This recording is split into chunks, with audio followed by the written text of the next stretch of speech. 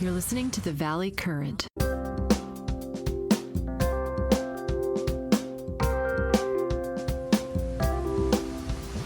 Barbershop had just opened, so there was nobody else spreading their diseased fetid breath around. And I got a haircut. I mean, there's like no consistency, no rules. No wonder people are frustrated. You look pretty good. You look like you're in your 40s again. Yes, well. Did they color your hair as well? Don't be ridiculous. No, seriously. I jokingly said to my mom, because I'm here in Florida, you should loan me your wigs because she's lost most of her hair. So she gave me this one. And I guess I'll put it on for this podcast. It's a little too yellow for me, right? No, it's not a step up. It's a step up? It is not a step up. Not a step up? Okay, hold on. She gave me a second one just so we can get organized here. This is her high-end going out on the town version. I hope I'm wearing it the right way. I'm not absolutely sure if I am. Is that Don't better? go out on the town looking like that. You don't think this is a little too much Madison or Washington-like? No, they had like back action. They weren't on top of I'm going to like stay with this one because she says that it avoids the UV light hitting my scalp, which will reduce skin cancer. So I guess I should go with this. This is the curly version of the famous hat. Well, you used to go to the spring training games. A lot of people don't know that about you. You used to drive your car to Arizona to do that, right? Both. I've been to both Florida and Arizona. Okay. And in fact, it was the Florida trip that convinced me never to go to Florida again. So, no, it's true. Florida's complete. Which is not in the Tampa region. It's sort of in, what's the name of it? Orlando? Closer to Orlando than Tampa, but sort of between the two. And it's called Sarasota? I'm just not getting it. Sorry. We'll figure it out. It out. It's probably far away from Miami because I think Miami would be diversionary to the baseball. So let me ask you this. I've got some printed matter that I'll be reading, and if I click over to it, okay. So I won't see you, but you can still see me, yes? Yeah, but let me just say, in general, there's a lot of news reports because we're doing a special show about a special topic, which is the Sarah Palin lawsuit against the New York Times. And it's generated some publicity, but not as much as most people would imagine, I think. Well, there's no ruling yet in the sense that it's basically the appellate court reversed the trial court's dismissal, and the trial court, in conformity with the directions of the appellate court, said, okay, now we're going to go to trial and set a trial date. So nothing has actually happened in terms of establishing liability. But, okay, that's not the main point. The main point is that... Wait. Don't get to the main point. Are we starting? We're starting, but let's not get to the main point yet. Yeah. Because I want to show people, I did do a little research going into this, and I want to show people a little bit of what we're talking about, because I do think that there's kind of a sort of a lack of knowledge of, well, who the hell is Sarah Palin? And I think people know who Sarah Palin is. No, I have to tell you. No, Bob, I have to tell you. Bob, I have to tell you. About where the case came from. Bob, I have to tell you, I've talked to a lot of people like, who's Sarah Palin? And I want to put up on the screen share her picture before you do your more detailed point. This is Sarah Palin, who ran as the vice presidential candidate with the guy who's now deceased, who at the time thought he would be the Republican contender. I guess he was technically. He was nominated. He put her on the ticket basically as an act of desperation. 2008 was not a good Republican year. Right. And so he wanted a conservative to nail down the conservative wing, and he wanted a woman to make a try for the women's vote if they were pissed off that Hillary Clinton was not on the ticket. So that was his thinking, but it didn't work out very well at all. Either his candidacy or Sarah Palin's. Now, this gentleman's name is very famous. John McCain. John McCain, because he was a war veteran, but Trump has said he was somehow a dishonorable war veteran because he got caught and was in some sort of Vietnamese prisoner camp for years. 5 years. 5 years. And he survived. 5 years. And he could have been released because he was the son of a World War II high admiral and could have been released on kind of celebrity status and refused to be singled out from the rest of the guys there. Right. I mean, it was a thoroughly admirable story. And then for Trump to try pissing on it, it's just the lowest of the low. And yet Trump has not taken a lot of flack, interestingly enough. But let's just look for a second. I don't agree with that. My understanding is that the military is ordinarily much more Republican than Democratic. This year, it's 60% Democratic. The officers are, in particular, incensed at Trump. The enlisted men are split, but they don't like him nearly as much as is normally the case. I think he is paying a price for it. Okay. Well, that's a separate topic, but let's note the timeline. January 2, 2020, so essentially earlier this year, in 2020, she files this case against the New York Times. No, that's mistaken. Huh? No, that's your timeline is off. Let me do the timeline. Okay, good. Let me do like 5 minutes of background and then do the timeline. Okay, but we have a picture. The governing law is New York Times versus Sullivan, which goes back to the early 1970s.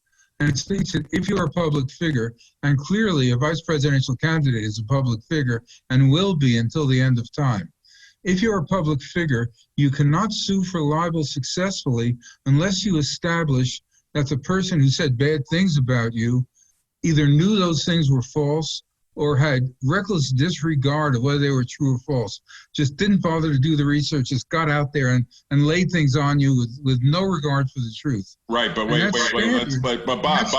Bob, let me interject a few things. One is that the recklessness standard is one in this area of public figures that's far more than just the gross negligence that you might be suggesting in your answer.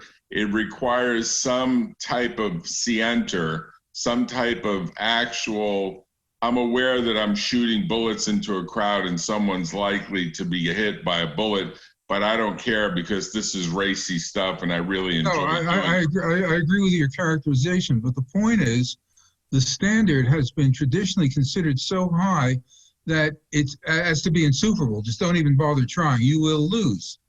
And the significance of the Palin against Times case is not that she's won. She hasn't won yet, and I doubt that she will win. But it's turned what had been a dispositive, too high to conquer bar into a question of fact. And since it's now a question of fact, according to the Second Circuit, you can litigate. You can go to a jury. In this case, the jury may not find in her favor, but the point of Sullivan was not, does she get 15 cents or whatever for the libel, but to shield opinion makers and political speakers from the threat of litigation. And it's that threat that has been eviscerated by this case. That's why it's important. Right, but let's drop a couple of other footnotes here, which is that the case is in New York. The case is in front of Judge Rakoff, who's considered one of the most brilliant members of the bench in New York. I mean, very, very high status. Arguably should be a Supreme Court justice. Probably won't be, probably can't be, probably isn't even thinking that way. Works very hard. We have cases in front of him.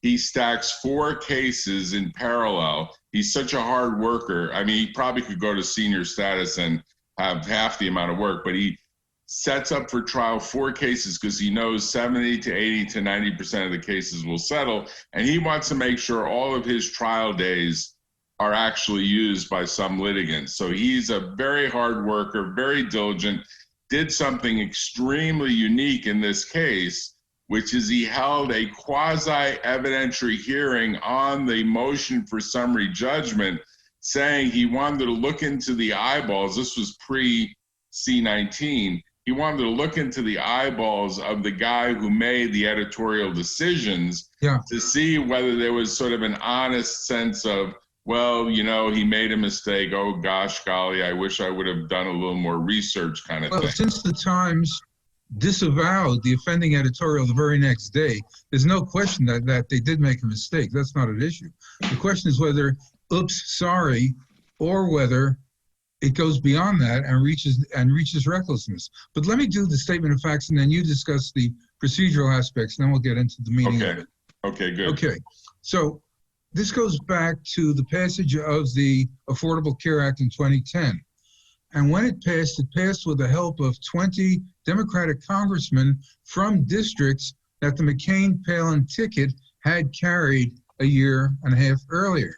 So Palin, who at that time was trying to make a career for herself in Republican politics, put out a map that showed these 20 congressional districts with the 20 Democratic congressmen with stylized crosshairs over those districts, and said, we're aiming to replace these congressmen, and this is the opening salvo but aside from aim and salvo, it didn't go deeply into military stuff.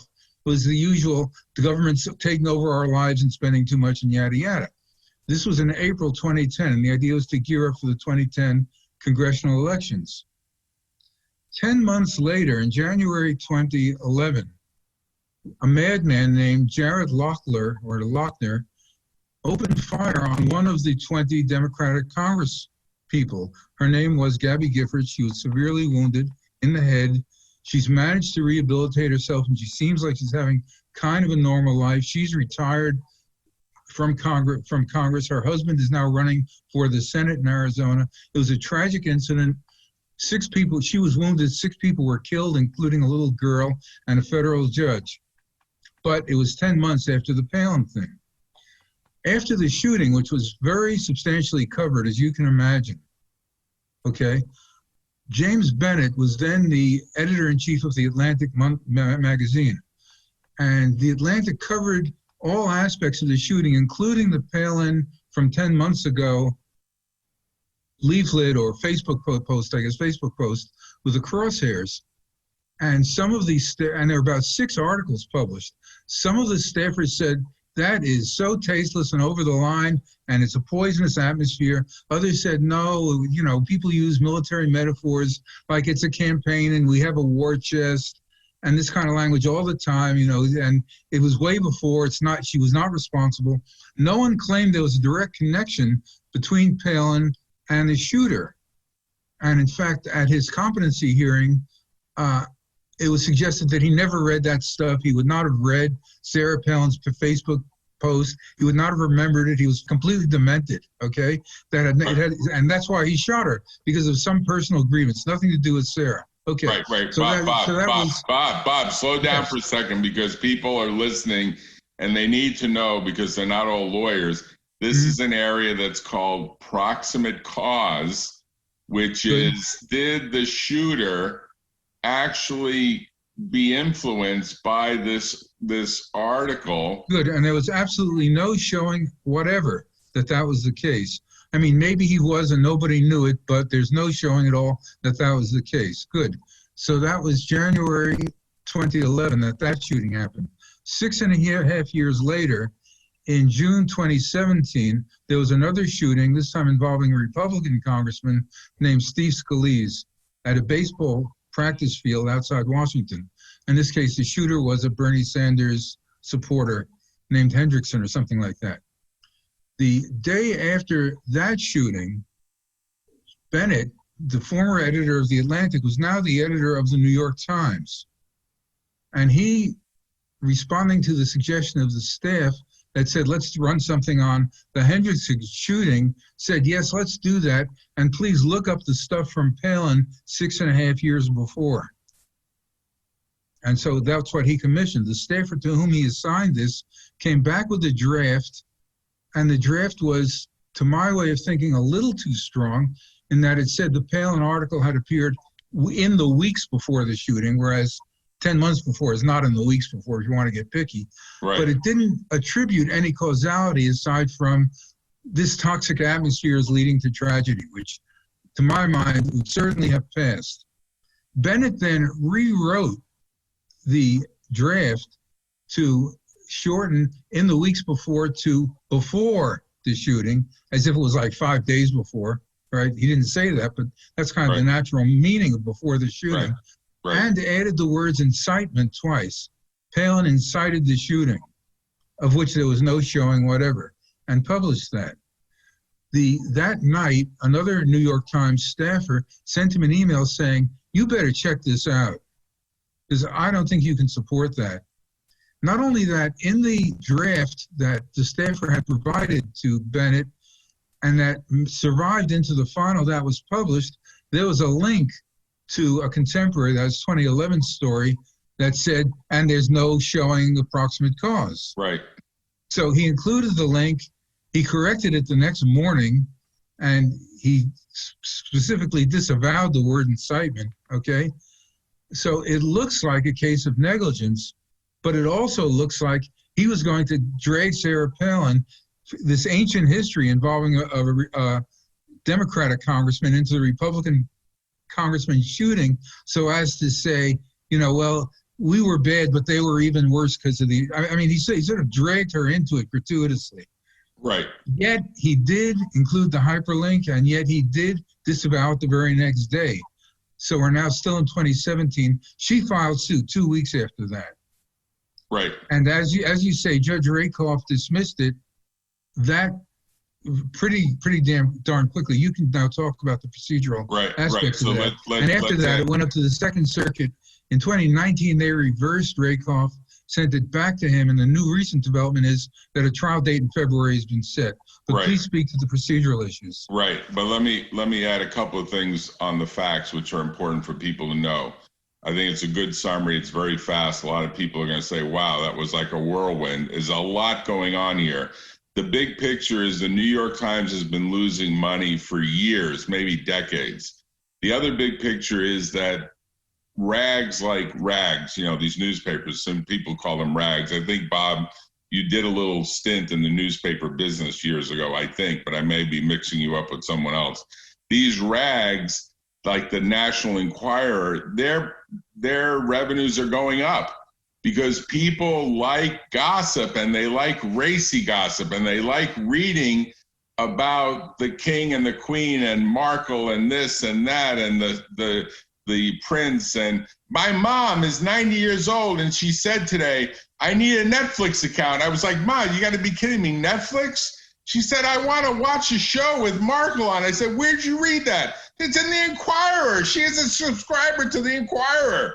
Do you know how much Netflix advertises? The Enquirer comes from Florida. That doesn't surprise me. That's the whole Florida shtick. I have to tell you, I've been reading it here in Florida. I've been saying, now I know why the New York Times is doing stuff like what we're describing, because they cannot compete with these rags that are gossipy and will make all sorts of wild assertions to get advertising revenue that works. The advertising works. And it's my segue here that you should know, as I've got this up, Palin's original lawsuit, she's filed an amended complaint, sought disgorgement of advertising revenues that the editorial, remember, this was an editorial.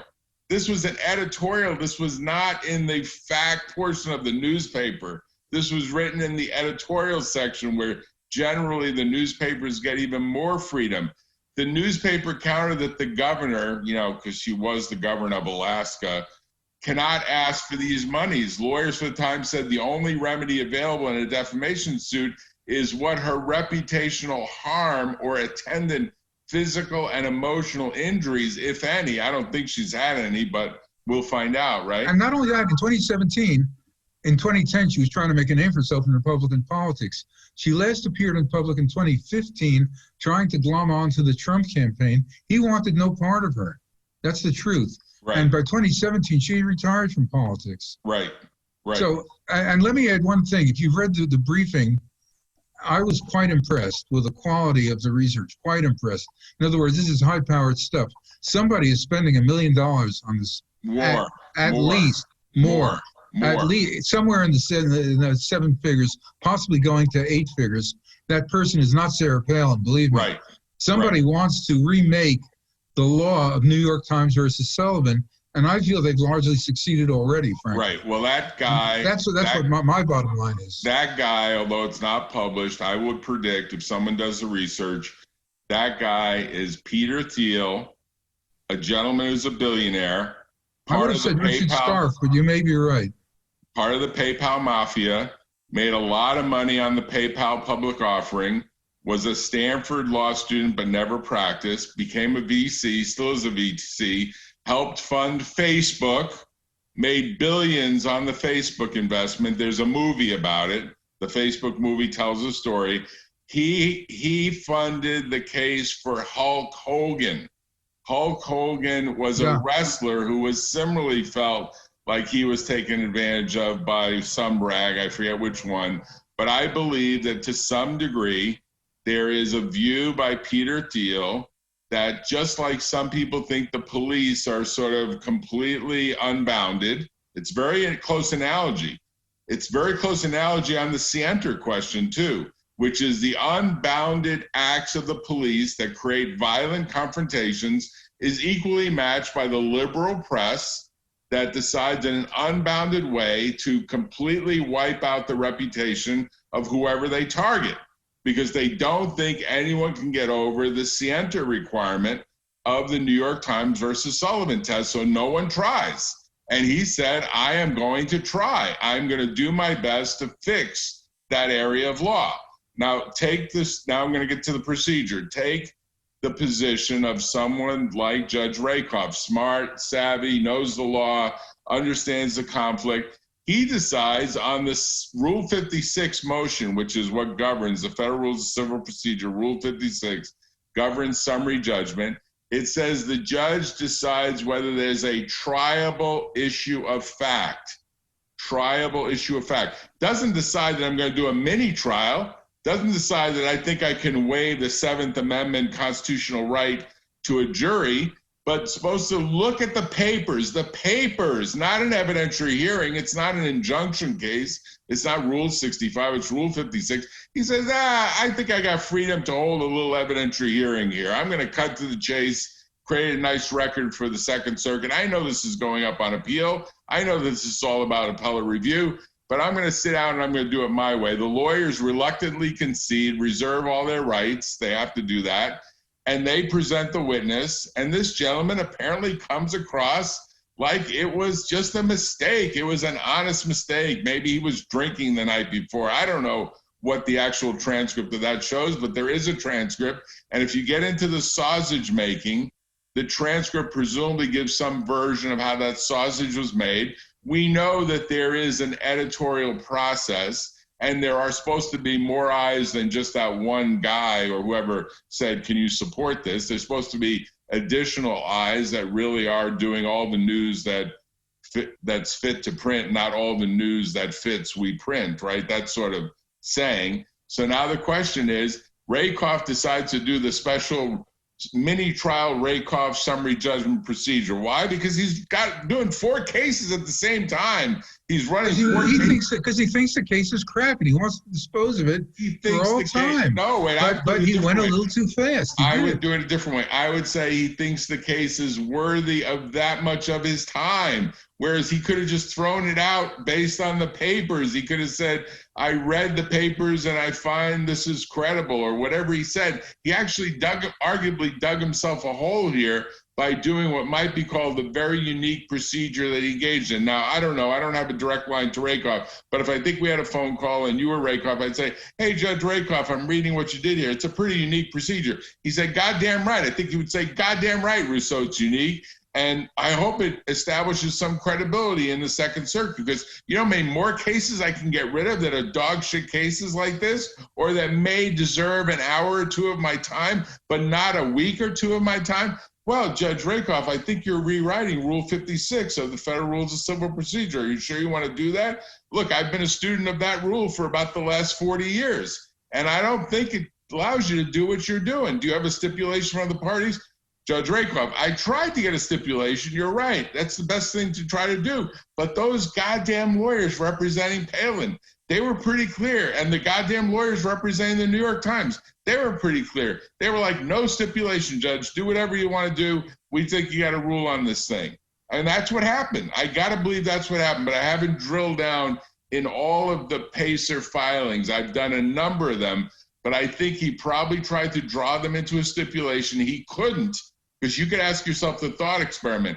Had he drawn them into a stipulation saying, we agree that this is the process and that he could do this, and we are effectively waiving our Seventh Amendment rights to a jury trial. Had they done that, would the Second Circuit have ruled the way it ruled?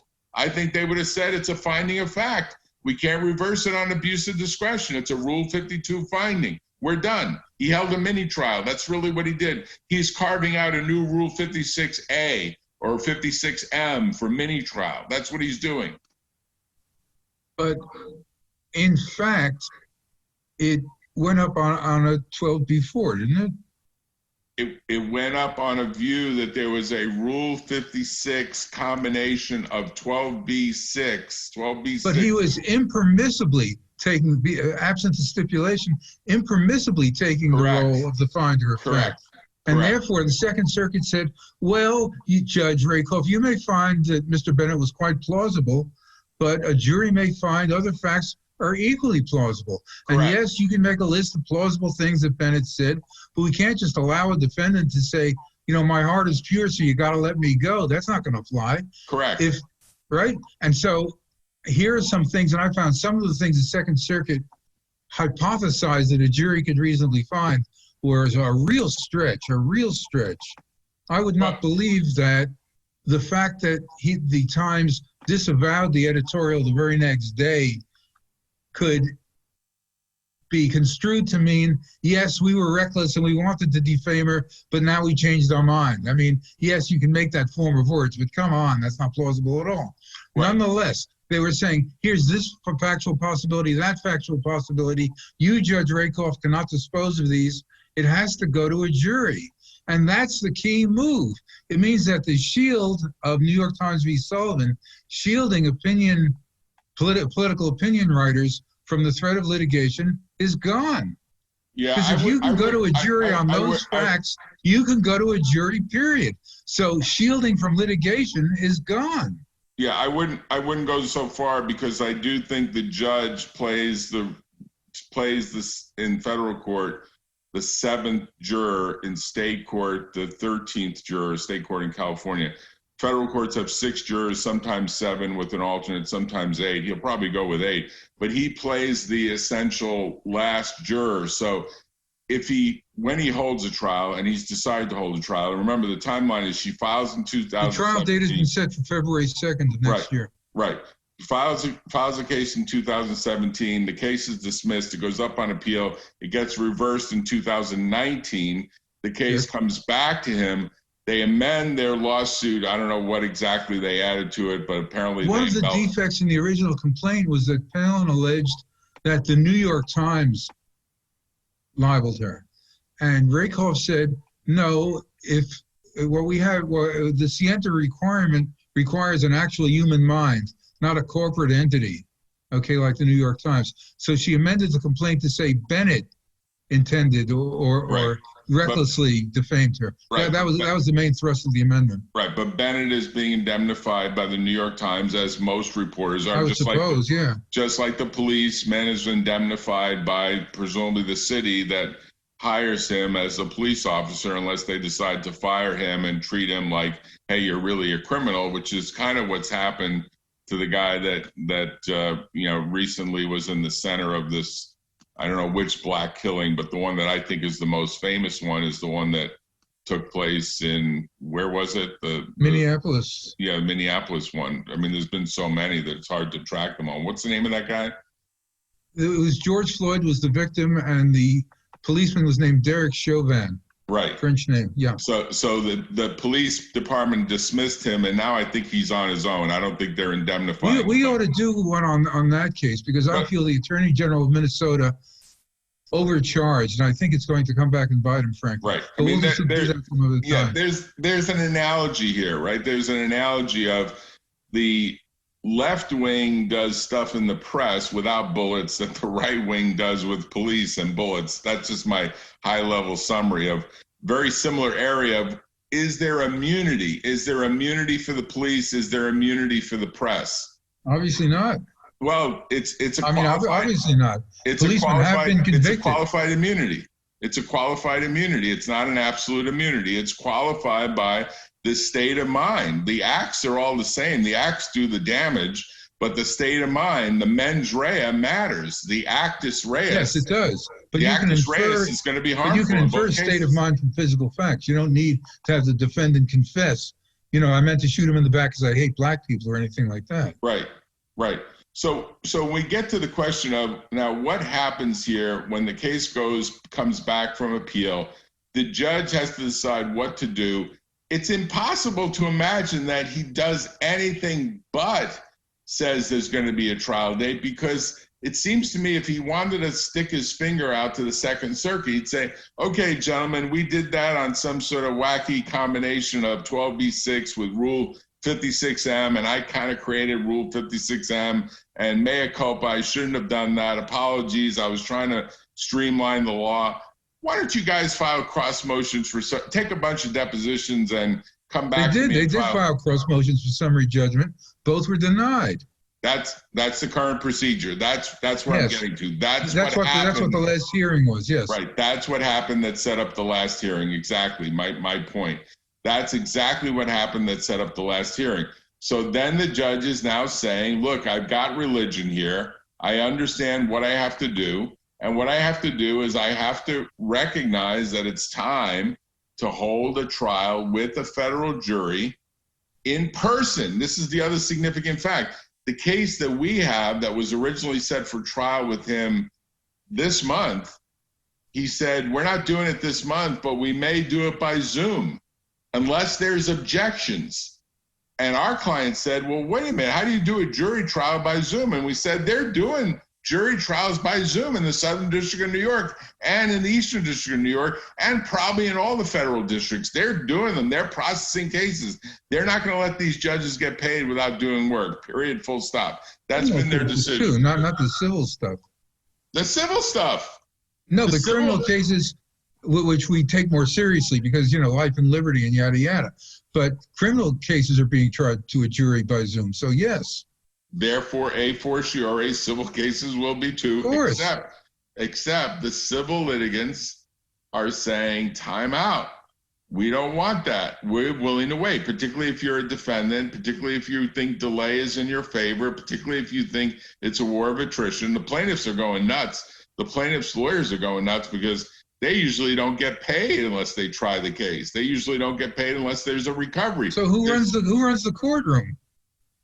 The courtroom is typically run by the bailiff, but there's no jury. No. I mean, the defendant doesn't have a veto power over the judge's procedure. No, that decision in the Court of Appeals, whether Second Circuit, Ninth Circuit, so on, has not yet been made. I'm waiting for the ruling. I've been standing by waiting for the first Zoom jury verdict to get reversed or commented on by some panel that's likely going to say, that's not what the Seventh Amendment says. It doesn't say you get a virtual jury trial. It says you get a jury trial, which has historically meant a group of people inside a box listening to a bunch of boring lawyers tell their stories and usually fall asleep during it, right? I would not bet on the plaintiff's case. I would not. Really? Yes, I would not. You think that there's such an amazing situation? I think that video cameras and video depositions and on have gotten the camel's nose under the tent for years and years now. And now that we've got the virus as well, they're not going to say, oh no, we've got to go back to 12 people sitting in a box. Not going to happen. Let me tell you, Bob, this issue is so divided among the lawyers, among the groups, even an objective group like the National Institute of Trial Advocacy is taking the view jury trials were meant to be in person, period, full stop.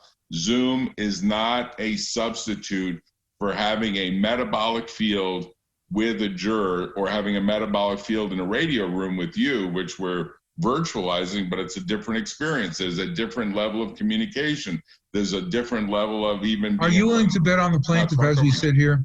Huh? Are you willing to bet on the plaintiffs? I'm willing to bet on the plaintiffs, but we got to decide what circuit, because there's going to be a circuit split. Well, let's discuss it off the air, but I'm willing to take that. There will be, mark my words, there will be a circuit split.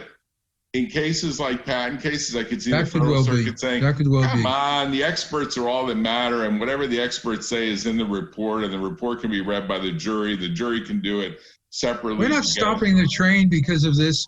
Well, we didn't have Zoom in 1791. That makes no sense.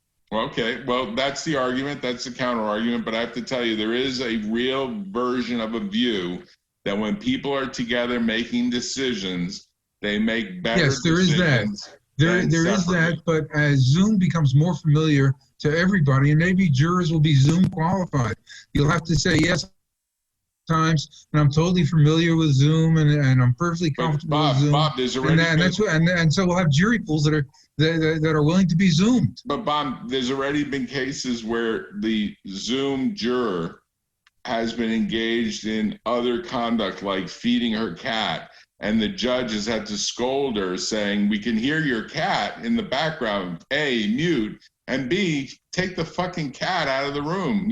Take the pussy and move it away." 7 bad words. I know, bad words, I'm sure, but we get to do this R-rated or X-rated version because we're only in an adult audience. But let's wrap up on this view. You're Judge Rakoff. You got a case that you think has no damages, because this stretch of getting advertising revenue is just an amazing stretch. He's apparently leaving it in. He's not striking it. So to me, he's saying to the New York Times, you probably should settle this case. We should add that you not merely have to show the mens rea of the defendant, but by clear and convincing evidence. Right. And as against that, you've got the apology the next day. You've got the hyperlink that contradicted the very thing he was saying. He's just a slob. He had a hard-on, if I can use bad words. He had a hard-on for Sarah Palin, and he just wanted to get her because he's an anti-gun advocate. He was not happy about the shooting in 2011. His brother is a U.S. senator who's received death threats, Michael Bennett of Colorado, and he just wanted to ding Sarah Palin. But the fact is, the 2017 shooting had nothing to do with Sarah Palin. It was totally gratuitous. Okay, but and it makes him look kind of rambunctious, but given the disavowal, okay, and given the hyperlink, I don't see how you can find anything by clear and convincing evidence. If I were on the Supreme Court and I wanted to save Sullivan, I would say a prompt disavowal is a cure, period, because it is a cure. Well, it's not. He may have been reckless, or he may have been had a hard on, or he may have been whatever. But if he disavows it the next day, come on, enough's enough. It's not always a cure. I mean, that's the problem. It's not. It should be a cure. That's what I'm saying. I think New York Times v. Sullivan is compromised, and this is the way to save or to solve the compromise. But as of right now, I think the Peter Thiel or whoever it is has succeeded in turning what had been a barter litigation into a road to get to a jury, which is the exact opposite. Right. So let's make three observations. One, if you're Sarah Palin, you're loving this because she's probably not paying a dime. Her name looks like, hey, you're getting certain rehabilitation really from the court rulings and the front page news. There's been a lot of front page news about it, although I have to tell you, most people probably skip over it right away. Number two, if you're Bennett, you must feel like shit because you're like, man, my reputation has gone to the dogs, and I don't know if he's still working. Well, this is the second bite at the apple. Do you want to get into the Tom Cotton business? We'll save it for another show. We'll save it for another show. All I'm saying is he'd already been canned by the Times because of another editorial blunder 2 months earlier in June. So let me just say that. So his reputation is in no better shape than Sarah's. Really. Okay. So then number three, if you're the New York Times, you got a budget for additional legal expense. You got a budget for additional insurance. You got a budget, and their budgets are already broken because they're really in trouble, particularly now. Peter Thiel has how many people are actually buying a physical paper? I don't think it's very many people. I don't think they go. I mean, the newsstands are closing down. You know, Max in downtown Palo Alto, which was a historical newspaper shop forever, it's closing.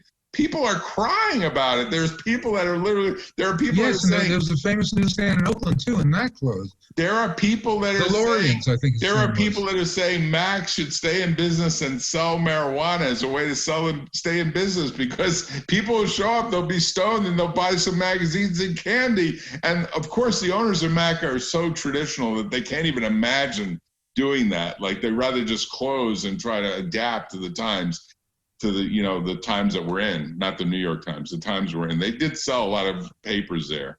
Obviously that diminished over time. And then the third thing I'd say, if you're the Republican Party or you're the Democratic Party or whatever party you're in, what are you thinking about how racy can we be? Because I have to tell you, I keep asking myself, why is Joe Biden not quoting from Bolton's book in every ad? Bolton's book indicts Donald Trump as a fucking idiot.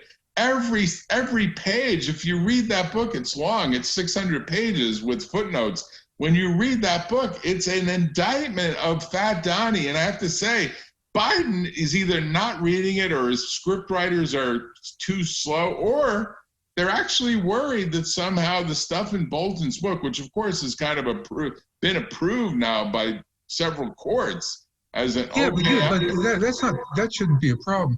Now, Mr. Trump, isn't it? I mean, let's pretend it's a mini trial. Mr. Trump, isn't it true that you appointed John Bolton as your national security advisor and kept him on for 2.5 years? And isn't it true that he says you're the worst president in world history, and not only that, probably a traitor in Putin's pocket? So they don't have to. All they have to do is quote it. They don't even have to endorse it. Bob, you could go through Bolton's book, and I bet you would find 25 one-liners that you would say, why is Joe Biden not putting these headlines out there? John Bolton says, I agree, approved by the campaign. Biden is in a knife fight, and he's pressing a water pistol against this guy. I don't get it. I mean, it's so wacky. I mean, look at what Trump is doing. Trump is saying that the sun is a complete and total, reckless, if not malicious, dishonest, puppet of a Ukrainian government. I mean, it's like a total ridiculous indictment that the father is guilty of the son's sins. The son apparently got a woman pregnant as well. There's so much controversy there that he's throw the mud at the father. And yet you got Bolton's book with actual serious stuff about leadership and whether someone under pressure can be a leader, and it's not being quoted. I'm just shocked. I'm like, this is amazing. Are they saving this up for October? Because by the time November rolls along, everyone's going to be yawning about this stuff. I mean, now's the time to be doing it. It's amazing to me. I mean, I'm sure Bolton is saying, I don't understand why they're not doing it. My book would sell a lot better. I like the revenues. I mean, maybe people just don't read anymore. I don't know. Anyway, this has been a good discussion. I think we should do the parallel discussion about the police, because the police situation, I think, is exactly parallel.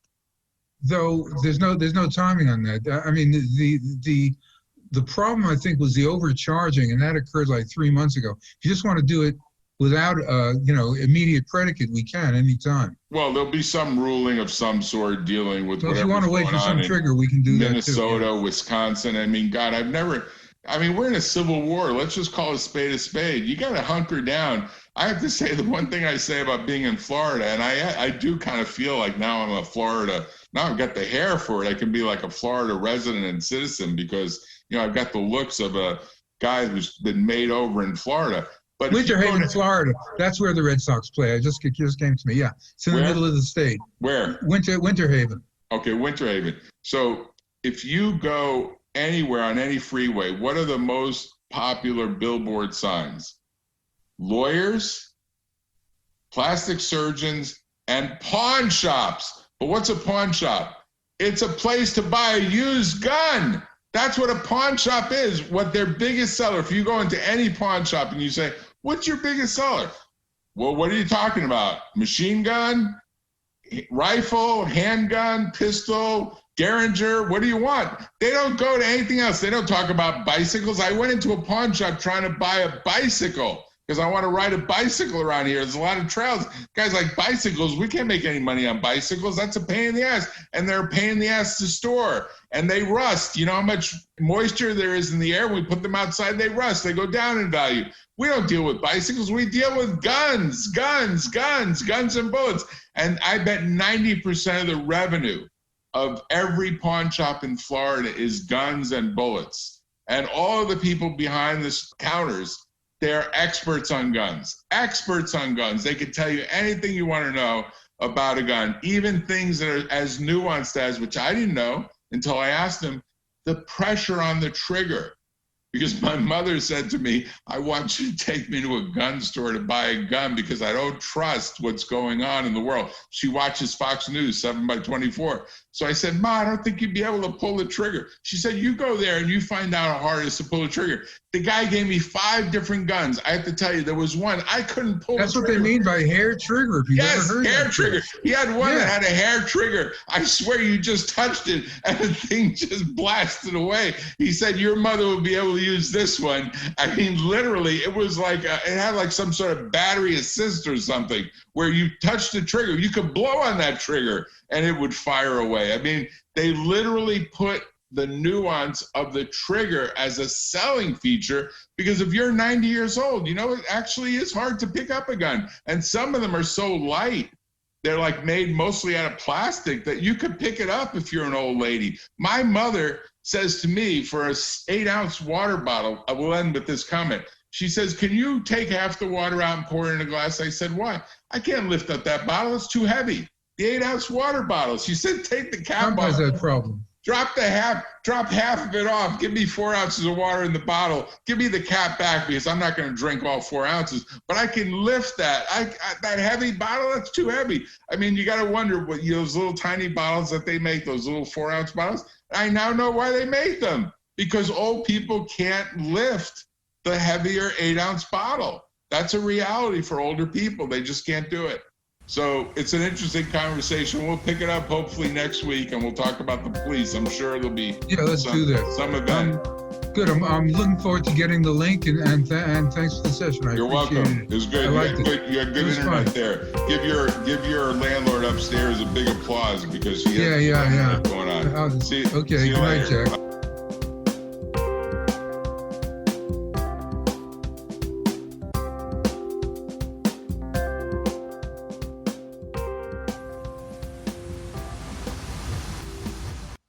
Tune in next time on The Valley Current.